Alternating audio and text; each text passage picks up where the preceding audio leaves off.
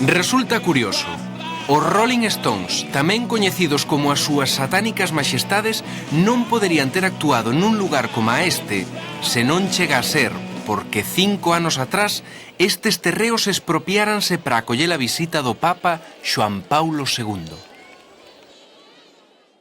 O medio millón de persoas que aclamaron aquí no Monte do Gozo o Papa Xoán Paulo II en agosto de 1989 deron fe do poder de convocatoria que mantén a Igrexa Católica.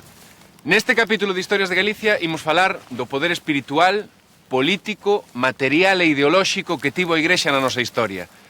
Todas esas funcións exerceuna sempre actuando no nome de Deus.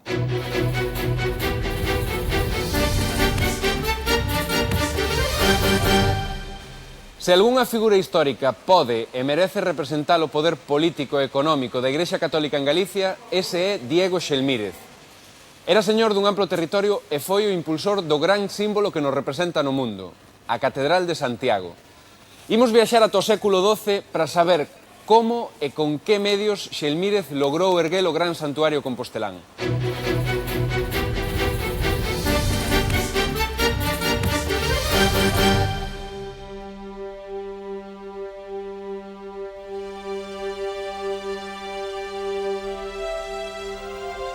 Usuardo é un peregrino que acaba de chegar a Triacastela despois de varias semanas camiñando desde Orleáns, a súa cidade de orixe. Sabe que en Triacastela está un dos xacementos que abastecen de pedra a obra da Catedral de Santiago. E tamén sabe que el pode colaborar de algún xeito na construcción do gran templo da cristiandade.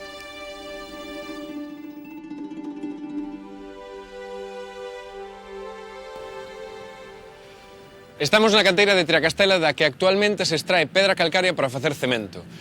Pois ben, nos longos anos que durou a construcción da catedral había tradición de que cada peregrino collese unha pedra aquí en Triacastela. Despois, os peregrinos deixaban esa pedra nun lugar chamado a Castañola, supostamente a Castañeda que está entre Melide e Arzúa. Alí había grandes fornos onde se cocía esta pedra para facer cal que despois se empregaría na construcción da catedral.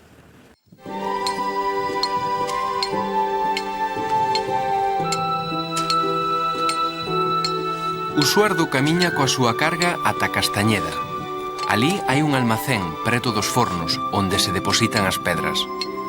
O encargado do almacén toma nota da cantidade de pedra que esta semana deixaron alí os camiñantes. O mesmo encargado é o que controla o envío da cal a Santiago para as obras da catedral. E hoxe parte un pedido novo.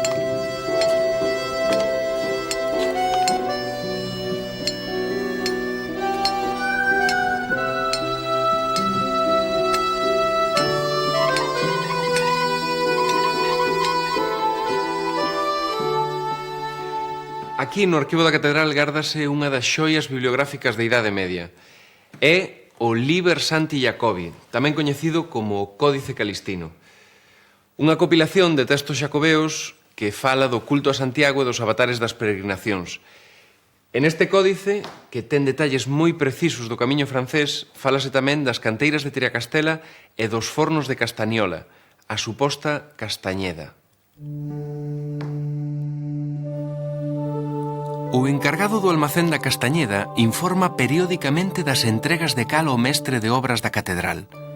Este, a súa vez, réndelle contas directamente a quen, sen dúbida, é o máximo responsable de todo, o arcebispo Diego Xelmírez. Nos últimos anos da súa vida, Xelmírez está preocupado porque as obras avancen con maior rapidez.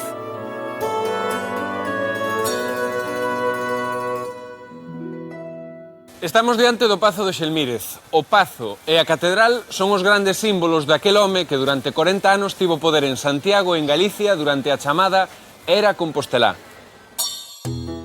No ano de 1137, as obras da Catedral de Santiago, configurada como templo románico, estaban moi avanzadas.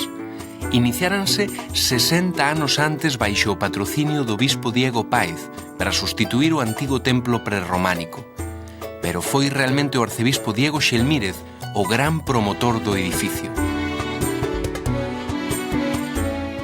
Pro remate do templo románico suponse que faltaba a fachada, co pórtico da Gloria, a cripta e as dúas enormes torres que enmarcaban a fachada. Esa última fase construiríase morto xa Xelmírez, baixo a dirección do mestre Mateo. Na súa estructura, concebida como unha harmoniosa cruz latina e con varios deambulatorios, evidenciábase que era un templo para grandes peregrinacións. A estructura era moi similar a outras catedrais francesas do Camiño de Santiago, como a de Toulouse. Pero, quizáis, o que máis sorprende os nosos ollos daquel orixinal templo románico é o aspecto que tiña de impresionante fortaleza. E o aspecto viña a constatar o que era o castelo do arcebispo, o gran señor feudal de Compostela.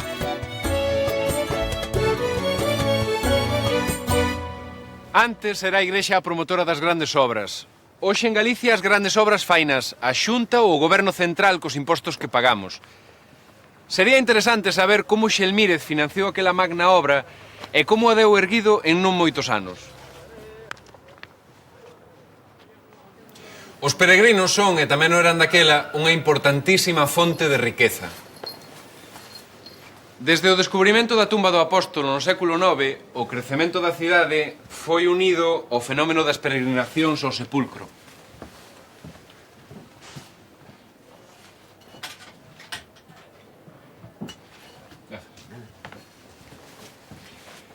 E na época de Xelmírez deuselle o pulo definitivo ás peregrinacións. Isto provocou un aumento do comercio, situación que beneficiaba a Igrexa porque lle cobraba impostos aos comerciantes.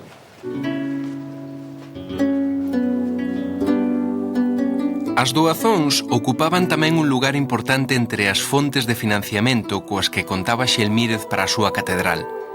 Desde o século IX, nobres e reis foran doando á Igrexa de Santiago terras e tamén privilexios para, a cambio, gañar a gloria eterna.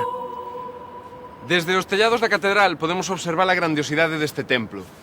Non sabemos se Xelmírez, mentre estaba en obras, subiu ata estas alturas, pero se o fixo, puido observar outra das súas fontes de riqueza, os recursos da diocese que se estendía kilómetros á redonda.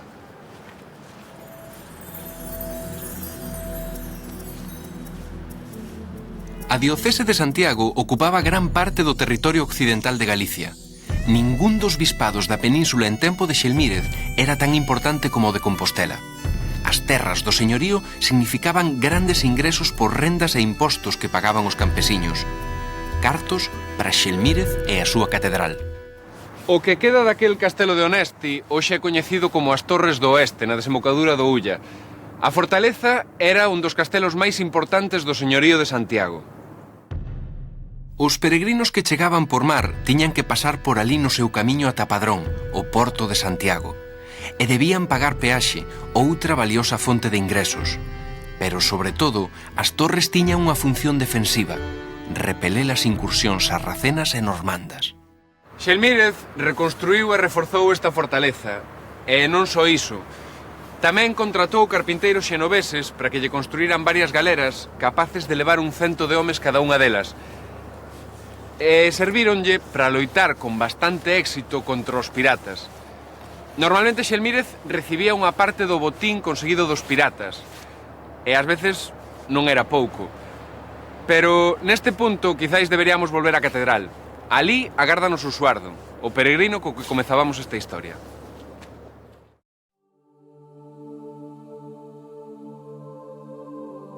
O Suardo, 3 días despois de deixar a súa pedra na Castañeda, chegaba a Santiago. Agora reza na catedral e unha sombra pasa ás súas costas. Non sabe que se trata do home que materializou a idea de Compostela como a un gran centro da cristiandade.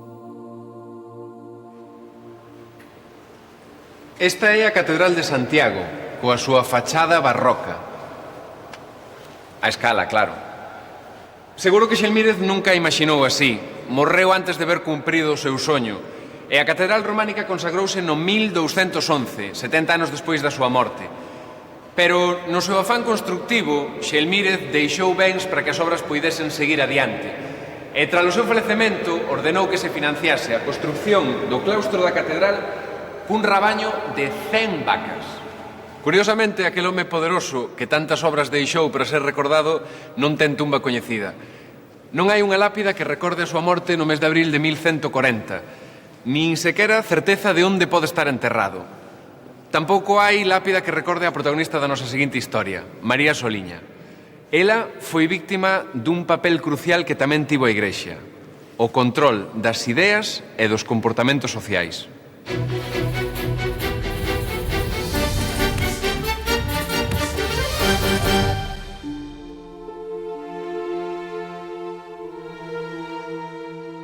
No ano de 1621, membros do Tribunal da Inquisición de Santiago arrestan a esta muller de 70 anos, veciña de Cangas. Chámase María Soliña e acúsana de bruxa. 12 persoas testifican na súa contra. Aseguran que tiña gran fama de meiga e que ela mesma consentía en que así lle chamaran. Algunha das testemuñas relata como Soliña adoitaba reunirse nunha fonte con outras meigas, que as acompañaba o demo e que se untaban con ungüentos feitos de ervas mazadas. No solo ni una, ni dos veces, varias veces, en su casa, en la fuente, en todos los lugares. Ella fue. María Soliña mantense en silencio porque está asustada e moi débil, xa que durante varios días tivo que soportar torturas insufribles. Por iso, cando os membros do tribunal a ameazan de novo con levala á cámara de tormento da Inquisición, María Soliña, morta de medo, confesa ser bruxa desde hai 20 anos e ter contacto co demo.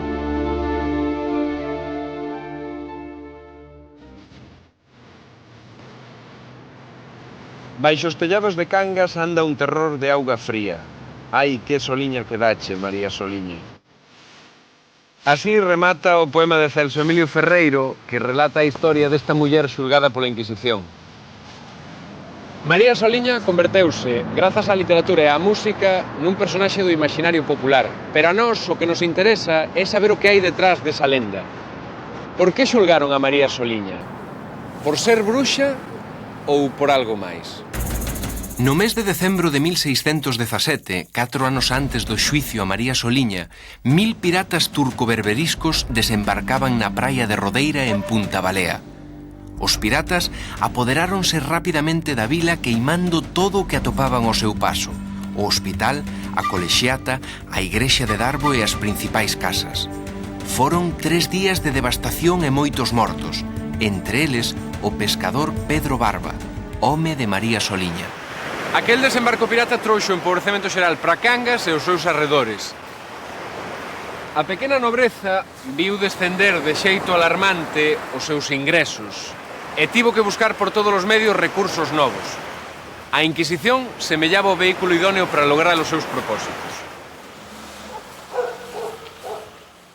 Na parroquia de Coiro, en Cangas, atopamos este escudo. Isto indica que nesta casa viviu un comisario ou un familiar da Inquisición. Os familiares eran servidores laicos que traballaban para o Tribunal da Inquisición. Procedían na súa maior parte das oligarquías locais. Buscaban testemuños e presentaban denuncias a cambio das que obtiñan beneficios. Polo que vimos ata agora, a detención de María Soliña enmárcase nunha época de crise económica para a Igrexa e a Fidalguía. Tendo en conta isto, non resulta raro pensar que os denunciantes de María Soliña quixeran aproveitarse das propiedades da viúva. A proba de que non era unha ninguén e que tiña dereitos de presentación nalgunha capela de Aldán, como nesta de San Amaro. Ese dereito só tiñan persoas de certa relevancia social e económica. As sentenzas dos xuizos que celebrou a Inquisición en Galicia podémolas atopar en Madrid, aquí, no Arquivo Histórico Nacional. Os reis católicos introduciron a Inquisición en Castela cos seus primeiros enclaves en Sevilla e en Toledo. Galicia non tivo tribunal propio ata o ano 1574 e instalouse por orde do rei Felipe II, que estaba moi preocupado pola posible entrada de ideas protestantes a través dos portos galegos. Neste cartafol atopamos a sentenza de María Soliña e nela podemos ler: reconciliada con confiscación de bienes, hábito y cárcel por 6 meses, año de 1622. A parte da confiscación e da cadea, a pena incluía o hábito. ou sexa, a degradante condena de levar o San Benito.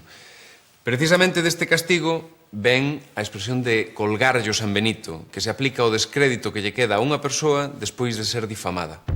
Os sanbenitos podían levar os reos como un hábito, ou podían ser paneis que se colgaban nas igrexas.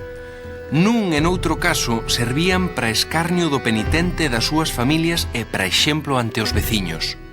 Estamos en Tui, no Museo Diocesano. Aquí exíbense algunhas pezas orixinais e únicas de San Benitos que levan o nome de 14 reos acusados de herexes xudaizantes. Este é Antonio Sotomayor, natural de Vigo e que era o inquisidor xeral do reino cando xulgaron a María Soliña.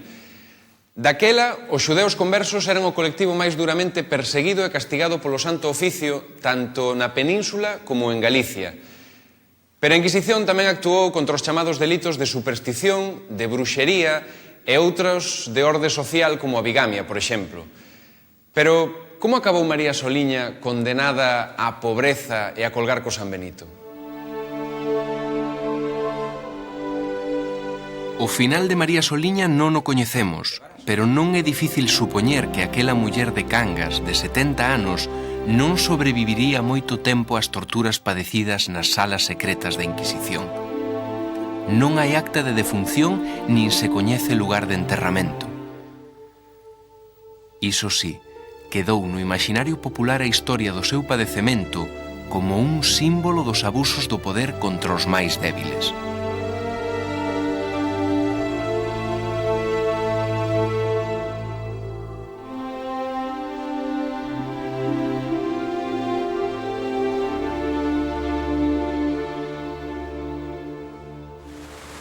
Na Praza de Galicia, aquí en Santiago, onde hoxe hai un hotel, estaba o edificio que albergaba o Tribunal da Inquisición en Galicia. A Inquisición suprimiuse nas primeiras décadas do século XIX durante os gobernos liberais en España, que tamén desamortizaron moitos dos bens da Igrexa. Rachábase daquela a estreita colaboración entre Igrexa e Estado, unha unión moi ben deseñada polos reis católicos. Para ben ou para mal, a función da Igrexa en Galicia estivo desde o século XV supeditada aos intereses da Coroa de Castela, que influía incluso na elección dos postos da xerarquía eclesiástica. Estamos en Segovia. Este é o castelo de Coca. Que ten que ver este castelo coa historia da Igrexa en Galicia? Pois resulta que o gran impulsor e señor deste castelo foi Alonso II de Fonseca, o poderoso arcebispo de Compostela que se aliou cos reis católicos para derrotar aos nobres galegos. Aquela alianza deulle a Fonseca gran poder e riqueza. Os monarcas nomearon virrei de Castela e presidente do Consello do Reino.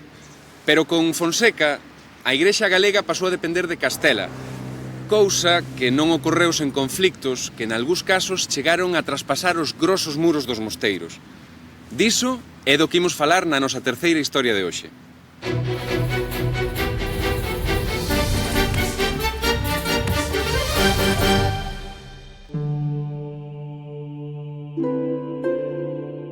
Este é o mosteiro de Oseira.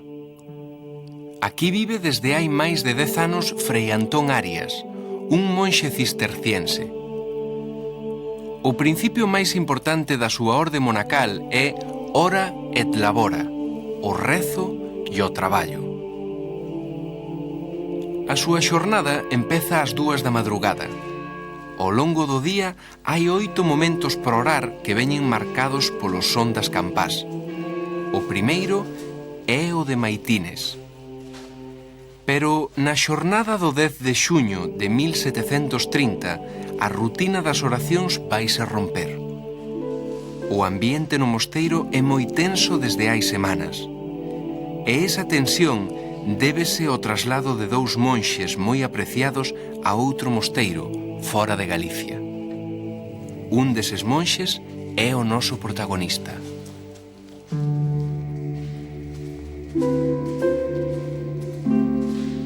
En Oseira todos se opoñen ao traslado agás o abade, Frei Esteban de Balmaseda. Aseguran que o abade non ten autoridade nin xurisdicción para permitilo e mesmo poñen en cuestión o seu cargo. Aquela pequena revolta dos monxes acontecía aquí hai 200 anos. Na actualidade os monxes de Oseira, unha dúcia, teñen moi poucas referencias daquel feito. Pero que puido orixinar aquel descontento e provocar unha revolta nuns monxes que gardaban fidelidade absoluta á orde e obediencia aos seus superiores. Os mosteiros naceron na época medieval e non tardaron en estenderse por toda Galicia. Posuían grandes extensións de terras conseguidas grazas ás doazóns.